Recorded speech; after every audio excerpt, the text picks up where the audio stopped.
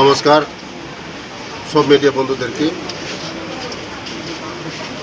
খুব দুঃখজনক ঘটনা। গতকাল রাত্রে ঠিক 7টা-8টার দিকে মঙ্গিয়াক আমি আমার এক কর্মীর বাড়িতে গিয়েছিলাম।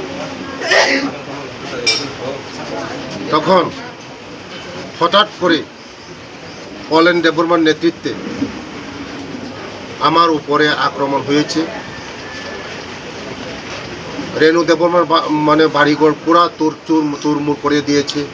প্রায় 1 ঘন্টা তাণ্ডব চালিয়েছে ওরা। বাইক 8-10টা বাইক ভেঙে দিয়েছে। ঘর পুরা 2-3টা ঘর পুরা ড্যামেজ করে দিয়েছে। মারার উদ্দেশ্য, আমাকে হত্যা করার উদ্দেশ্যে ওরা আক্রমণ করেছে।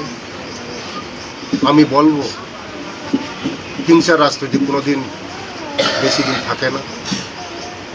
সবাইকে আমি বলবো পিসফুল যেন পুল হয়, এই ভোট যেন এডিসির নির্বাচন যেন পিসফুল হয়। হিংসা করে কোনো লাভ হবে না। মানুষ যার যার সাংবিধানিক অধিকার প্রয়োগ করবে, যার যার অধিকার প্রয়োগ করবে। মানুষ বেছে নিয়েছে আগেও যে কাকে ভোট দেওয়া হবে। যেভাবে সারা ত্রিপুরা রাজ্যে যেভাবে সন্ত্রাস চলছে, কীভাবে মেনে নেওয়া যায় না। আমি বলবো যে আইন কাউকে রেহাই দেওয়া হয় না, আইন আইনের পথে চলবে। যেভাবে কালকে ঘটনাগুলি, এটা অত্যন্ত দুঃখজনক ঘটনা। বারবার আমার উপর আক্রমণ হচ্ছে, গাড়ি ভাঙচুর করছে, বারবার বাড়ি ভাঙচুর করছে। গতকালও সেই পুলিশ প্রশাসন এসে পড়ে আমাকে এখান থেকে রিকভারি করেছে। পরিকল্পনা ওদের একটাই, হত্যা করা, আমাকে হত্যা করা। ওরা জানে আমাকে যদি দমাতে পারবে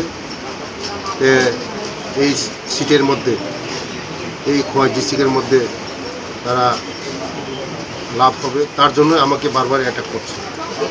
আমি বলবো জনগণকে এমন থেকে বিরত থাকার জন্য। আমাদের বিজেপি কর্মীরা কোনোদিন আমরা হিংসা করি না।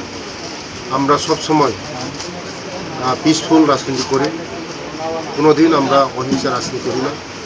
বিজেপি সবসময় রাজনীতি পিসফুলই করে। তার জন্য এই ঘটনাগুলি আগামী দিন তদন্ত করা হবে, এটাই আমি বার্তা দিচ্ছি। ধন্যবাদ।